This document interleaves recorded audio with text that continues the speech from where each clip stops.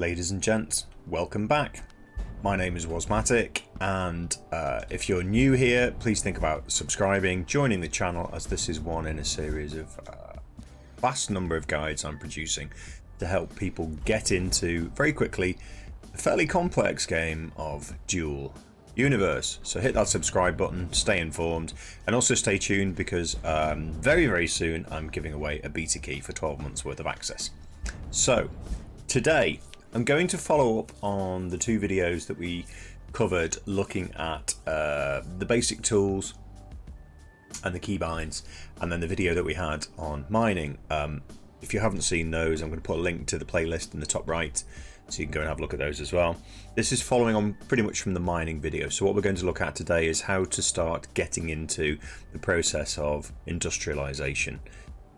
It's fairly manually intensive in terms of nanocrafting at the outset, but I'm going to talk you through the stages of getting from pulling the ore out of the ground, making it into pure ingots, if you like, but they're not called that in the game, it's just called pure, and then getting to the point where you actually have your refiner. And then the follow-up video to this, we're going to look at, okay, how do we design a fairly simple industrial process? Because the processes themselves are fairly easy to set up, but it's when you get into the complex design and you have some of the industrial units need to loop back into other units that it starts to get a little bit more complex.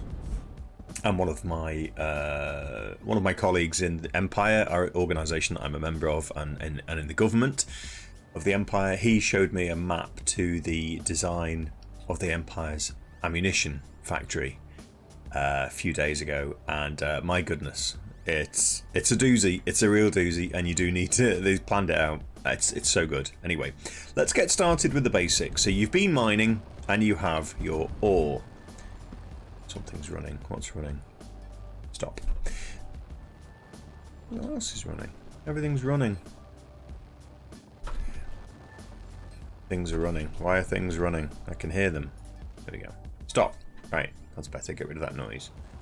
So, you've been mining and you followed all of the guide about going down underground and pulling ore out of the ground, and you can take that ore then, I tell you what, I will grab some from this container to show you, and you can refine that manually, although it takes some time to do. So I've just so you take the ore out of the ground, you want to turn that into usable ingots, so you press K, and K will bring up your nanocrafter, which is effectively how you make items and resources in your backpack.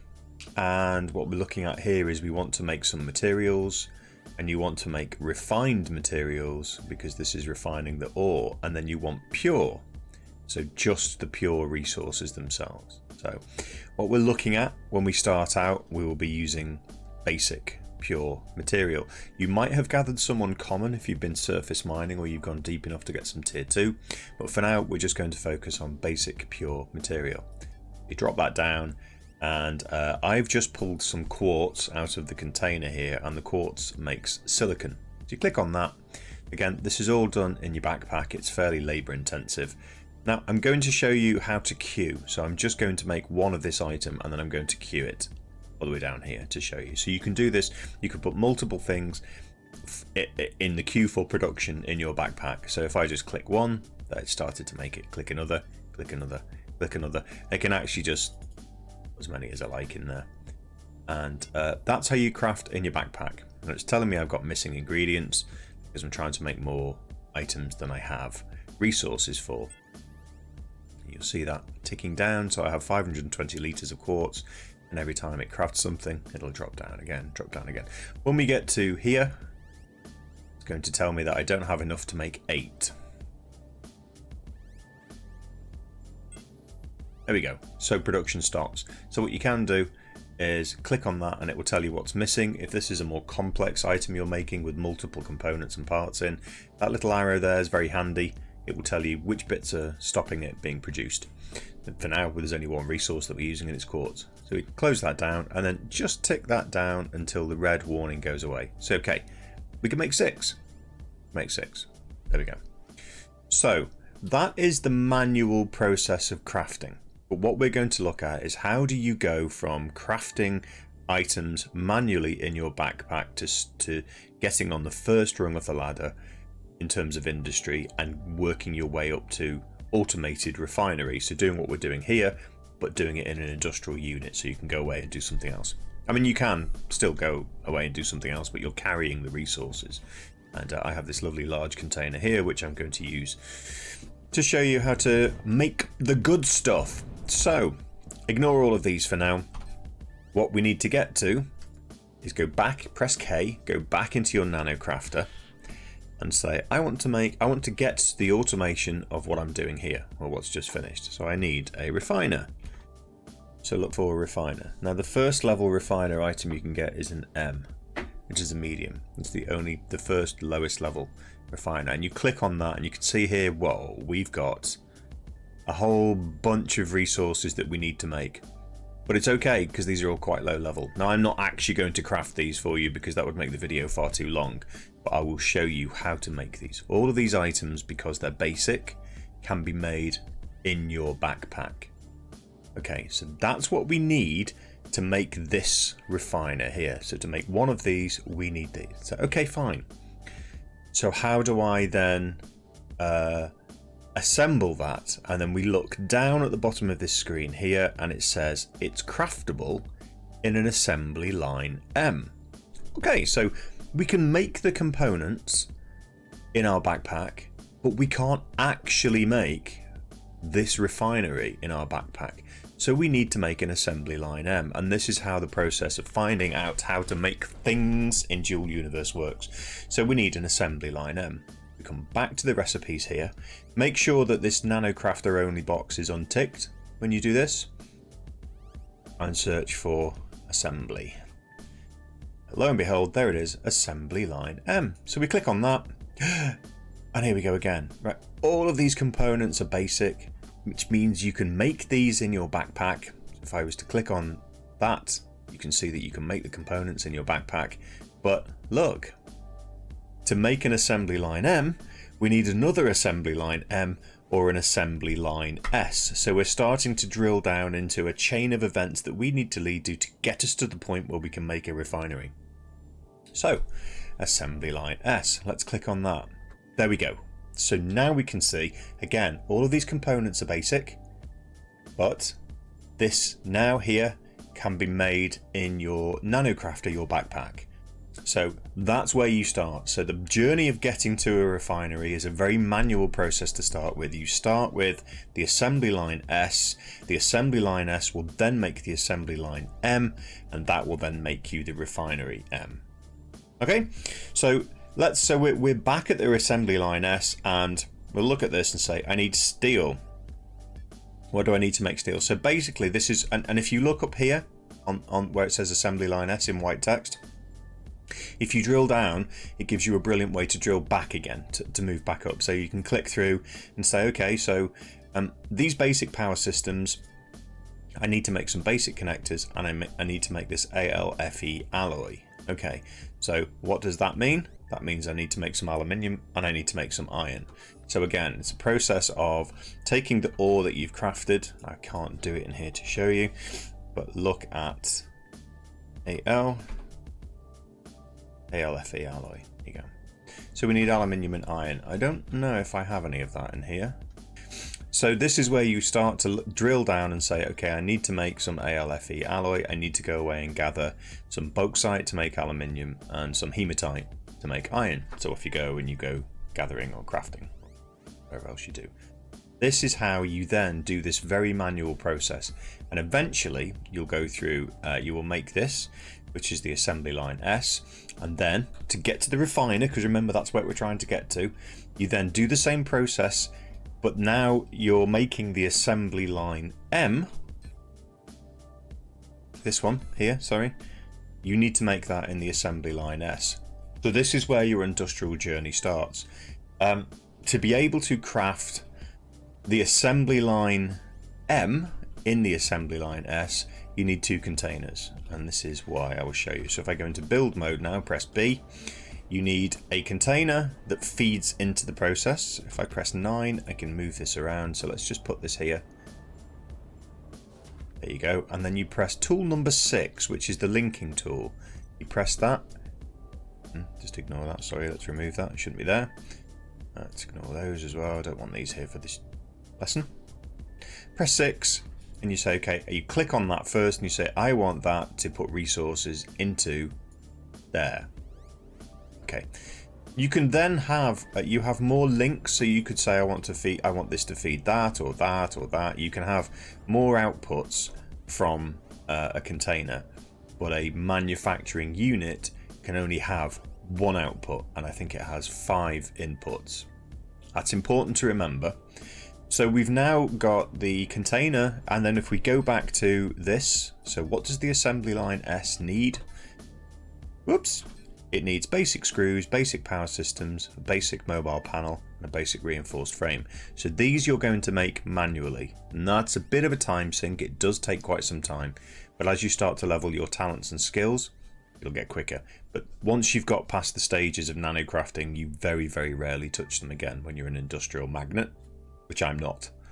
So you make the screws, you make the power systems, you make all of these things, and then you go to this container, you press F to open it, and you just drag things across.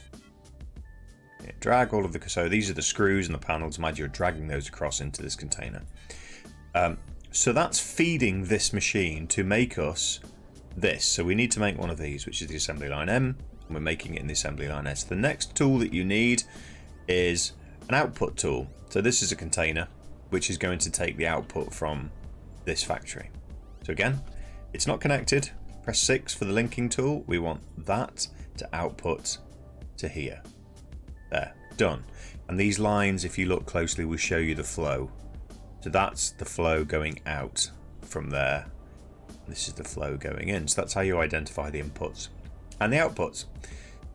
So we've now got into the assembly line S, and we've put all of these components in that we've handcrafted, and what comes out of here is the assembly line M. This. So now we know we need to make the refiner, the assembly line M. So we're at the point where we can make the refiner M, and it's made in the assembly line M. So now we're looking at these. Again, these are basic systems, so you can handcraft these if you like. If you don't, you can make these. So these you would need an electronics factory for. These you would need metal worker for. These you would need a metal worker for. I think they're made in a metal worker as well. There's a lot of units, but we're just dealing with the basics for now. But my suggestion would be handcraft these and don't get lost into making anything, because we want to get to the point where we're automating the refining of the ore.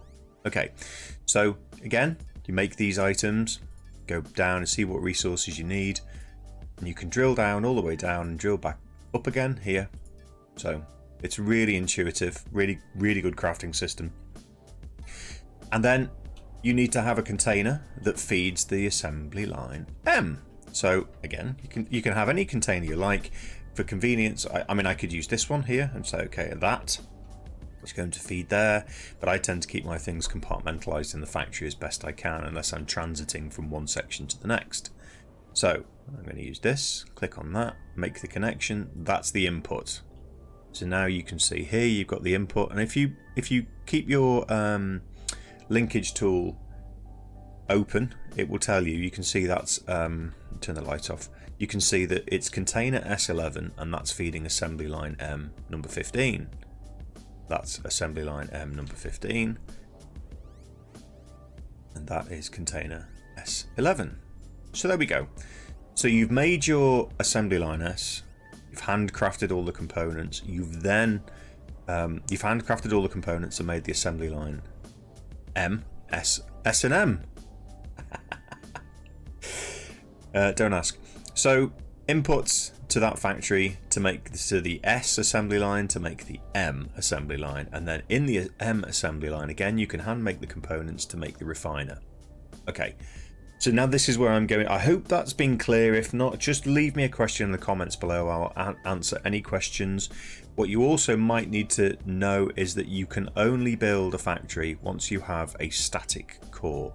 So if you go back to the tools video, which is in the playlist on the top right, that shows you how to place a ground So you go out of here, you press tool number 5, which is called the deploy ground element, and you use that to place, it shows you in the other video, to place your core, and then around that core you can build your factory. So I've just built a very basic wooden factory floor for the purposes of these tutorials.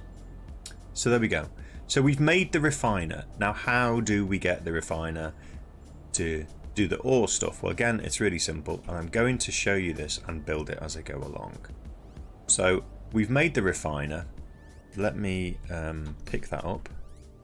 Okay, so that's in my inventory, and let's, do I have an empty container anywhere? Probably not.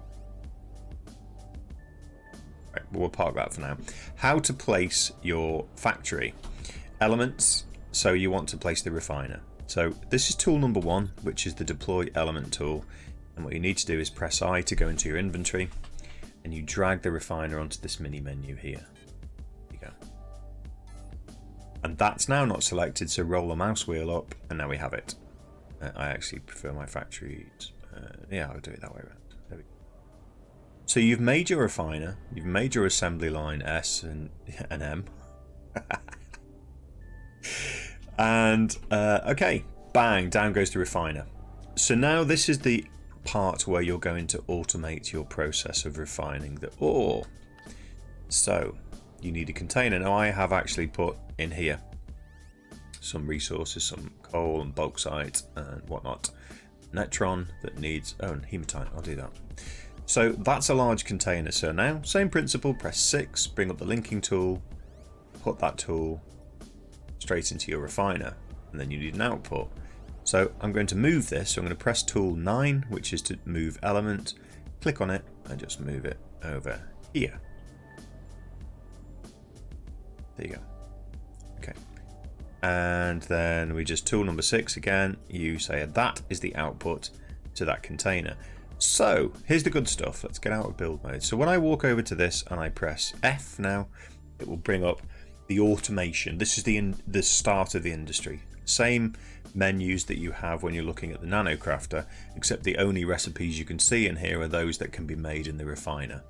So whilst the Nanocrafter menus can show you everything in the game can be made, this will only show you those that are relevant. So I think I said it was hematite. What we want is, again, it's refined materials, so as if you're doing it in your backpack. Pure, we're looking at the basics, and I think I had hematite, which makes iron. So you click on the recipe that you want, it tells you here 65 litres of hematite will make you 45 litres of iron and 15 litres of oxygen as a byproduct.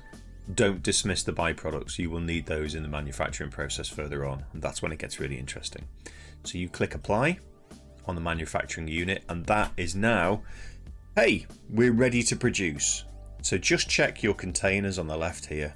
Click on the containers. Okay, so I'm using hematite. It takes 65, and I've got one container connected as an input, and that's got 1922.10 litres of hematite. Now what you can do is this toggle here will let you see the in and out, so you can see where it's going, just to make sure that you have a container that it's going out to. It does. The red just means that there's nothing in that container. You can also, if you want to, display all items, but I generally don't use that because I just like to see what's relevant to the item that I'm crafting.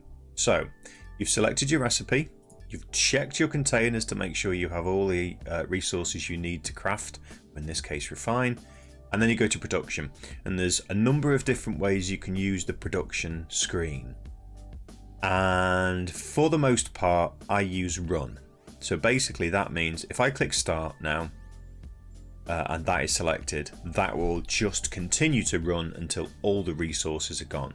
And at the stage of refining, I would suggest that that's all you use. But there's a couple of other ways to manage your production, and that is, this is the obvious one, make. So if you click on 10, say, and then click on start, that will only make 10 production units. So 10 times 45 litres will be produced of the iron, and 10 times 15 of the oxygen. Now this is where the really clever part is. You can actually set your manufacturing process to maintain. Now what maintain does, it says here, the industry unit starts up when there is less than X items in the output container. If jammed, the unit resumes its production when the issue is resolved. So that then looks at the container that you're going to put resources out to, and it says, okay, if it's got more than a certain number, we won't produce. So if, for example, I was to say maintain 1 and start, that's going to do the production. No, it's not. It's not going to do the production because it's trying to maintain a consistent amount. So if I then take that out of there, put it into my backpack, see, it's now started. So it's a way of managing the process of industry, so you can maintain, you can keep the process flowing. So if there's a backlog further down the line, it doesn't just all jam to a halt and needs a manual intervention. You'll see when this bar is stopped, it will say, okay, we've produced 1 unit, we're now in a holding pattern. So again, I can just whiz over to here, take that iron out, and it started up again. Okay, pretty simple. And yeah, I mean, that's 22 minutes. I didn't want to make a long video. That will hopefully talk you through the guide of how to get to the point where you can automate the refining of your processes. The next video I'm going to make will look at how do we take this a step further, and how do we industrialize a process to make an end item. And I think for that I'm going to look at making what's called honeycombs, which are the basics for voxels. So these things that we're looking at here on the floor. So these cubes here. So it's going to look at how can we make these wooden floors, for example. So that's the next video. I really hope this has been useful. We're starting to get into some of the complexity of the game now, which is where it gets really fun, and the industrial design processes that, I mean, these, ignore all of this for now. We're going to look at these in detail. I'm going to do a video on making honeycomb, and then I'm going to show you what I do to make money, which is pretty lucrative, and that's making space fuel. So anyway, thanks for watching. Don't forget to subscribe for the next video and your chance to win a beta key coming up very soon. I will see you on the next one. Bye for now.